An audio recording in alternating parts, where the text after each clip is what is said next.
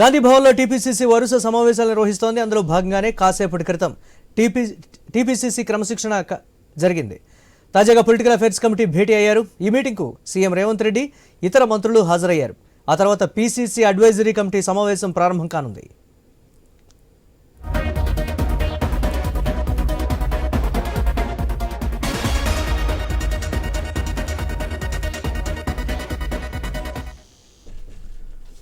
గాంధీ భవన్లో టీపీసీసీ వరుస సమావేశాలు నిర్వహిస్తోంది. అందులో భాగంగానే కాసేపటి క్రితం టీపీసీసీ క్రమశిక్షణ కమిటీ భేటీ జరిగింది. తాజాగా పొలిటికల్ అఫైర్స్ కమిటీ భేటీ అయ్యారు.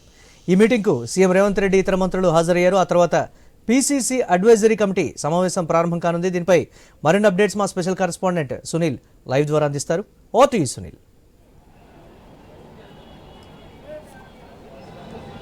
గాంధీ భవన్లో టీపీసీసీ పీఏసీ సమావేశం కొనసాగుతూ ఉంది. పీసీసీ అధ్యక్షుడు మహేష్ కుమార్ గౌడ్ అధ్యక్షతన ఈ సమావేశం అయితే ప్రారంభమైంది. సమావేశానికి సీఎంతో పాటు ఏఐసీసీ ఇన్ఛార్జ్ మీనాక్షి నటరాజన్తో పాటు పీఏసీ సభ్యులందరూ కూడా హాజరయ్యారు. ఇక పీఏసీ సభ్యులుగా కొత్తగా ఇందులో చాలామంది నియామకమయ్యారు. కొత్త కమిటీ మొట్టమొదటిసారిగా సమావేశం అయ్యారని చెప్పేసి చెప్పుకోవచ్చు. ఇక ఈ సమావేశంలో పలు కీలక నిర్ణయాలు తీసుకునే అవకాశం ఉంది. ఇక రాష్ట్రంలో కాంగ్రెస్ పార్టీని మరింత బలోపేతం దిశగా ఈరోజు పార్టీ దిశానిర్దేశం చేయబోతున్నారు. పీసీసీతో పాటు ఏఐసీసీ ఇన్ఛార్జ్ మీనాక్షి నటరాజన్ కాంగ్రెస్ మూల సిద్ధాంతానికి సంబంధించి ప్రతి ఒక్కరు కూడా అనుసరించాలి, ఎవరు కూడా దానికి సంబంధించి వ్యతిరేకంగా మాట్లాడితే మాత్రం కఠిన చర్యలు తీసుకునే అవకాశం ఉందన్నట్టుగా కూడా నేతలకు చెప్పే అవకాశాలు అయితే కనిపిస్తున్నాయి. ఇప్పటికే ప్రభుత్వం చేపడుతున్నటువంటి సంక్షేమ కార్యక్రమాలకు సంబంధించి క్షేత్రస్థాయిలో వెళ్లే దిశగా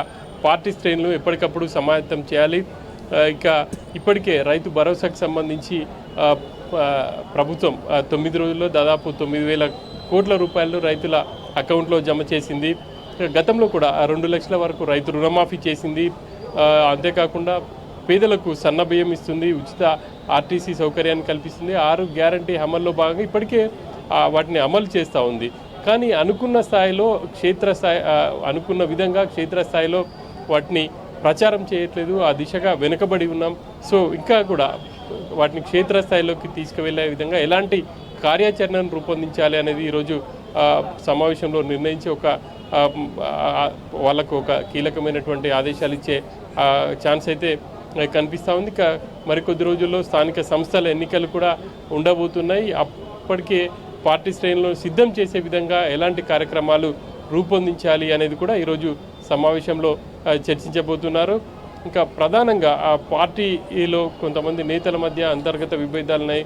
సో పార్టీలో ఉన్నట్టు అంటే ఆయా జిల్లాల ఇన్ఛార్జ్ మంత్రులు కూడా ఆ దిశగా ఫోకస్ చేయడం కాకుండా వాళ్ళని పిలిచి మాట్లాడే విధంగా తగినటువంటి చర్యలు తీసుకోవాలి అని కూడా ఆదేశించే అవకాశాలు అయితే కనిపిస్తూ ఉన్నాయి. ఆ తర్వాత పొలిటికల్ అడ్వైజరీ కమిటీ కూడా సమావేశం కాబోతుంది.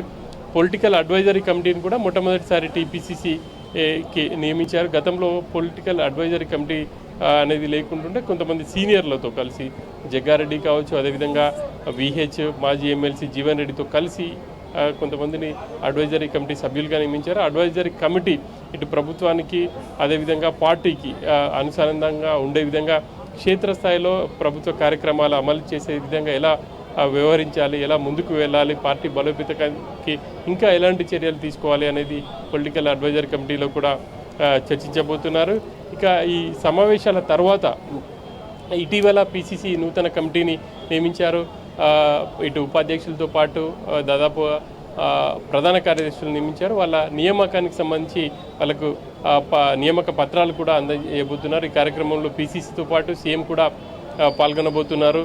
ఇక మొత్తంగా ఈరోజు గాంధీ భవన్లో హడావుడి నెలకొందనేది చెప్పాలి. ఈ ఉదయం పీసీసీ క్రమశిక్షణ కమిటీ కూడా సమావేశమైంది. ఆ క్రమశిక్షణ కమిటీ ఇక రాబోయే రోజుల్లో తమ యాక్షన్ ప్లాన్ ఎలా ఉండబోతుంది అనేది ఈరోజు ప్రాథమికంగా చర్చించారు. ఈ నెల 26వ తేదీన మరోసారి సమావేశమై ఇప్పటికే పీసీసీకి అందినటువంటి ఫిర్యాదులపై ఒకసారి డిస్కషన్ చేసి వాళ్ళకు వాటికి సంబంధించి ఒక కమిటీ వేయాలా, లేకపోతే వాళ్ళకు నోటీసులు ఇచ్చి పిలిచి విచారించాలా, ఏం చేయబోతున్నారు అనేది ఈ నెల 26వ తేదీన ఒక నిర్ణయం తీసుకోబోతున్నట్టు తెలుస్తుంది. ఎవరు కూడా కాంగ్రెస్ ప్రాథమిక సిద్ధాంతాలను మర్చి ఇతర నేతలపై విమర్శలు చేస్తే ఖచ్చితంగా యాక్షన్ ఉంటుంది అని చెప్పేసి కూడా క్రమశిక్షణ కమిటీ చైర్మన్ మల్లు రవి చెప్తున్నారు. ఆ దిశగా ఖచ్చితంగా పార్టీ వాళ్ళపై చర్యలు తీసుకుంటుంది. ఎవరు కూడా పార్టీ నిర్ణయాలకు లోబడే పని చేయాల్సి ఉంటుంది. ఒకరిపై ఒకరు విమర్శలు చేసుకోవడం కరెక్ట్ కాదు అని చెప్పేసి ఆయన చెప్తూ వస్తున్నారు. ఇక 26వ తేదీన మరోసారి పిసిసి క్రమశిక్షణ కమిటీ కూడా సమావేశం కాబోతుంది మురళి. ఇటీవల పార్టీలో చోటు చేసుకుంటున్నటువంటి పరిణామాల మీద అధిష్టానం కూడా ఒకంత అసంతృప్తితో ఉంది. డెఫినెట్గా సంయమనం కావచ్చు, లేకపోతే వాటికి పరిష్కారం కావచ్చు చేయాలనేటువంటి ఒక మాట, ప్రజల్లోకి నేరుగా వెళ్ళాలనే అంశాలకు సంబంధించి కూడా క్లియర్ కట్గా ఆదేశాలు ఇచ్చేటువంటి అవకాశం ఉందనేటువంటి మాట. దీని మీద ఎటువంటి అప్డేట్స్ ఉన్నాయి సునీల్?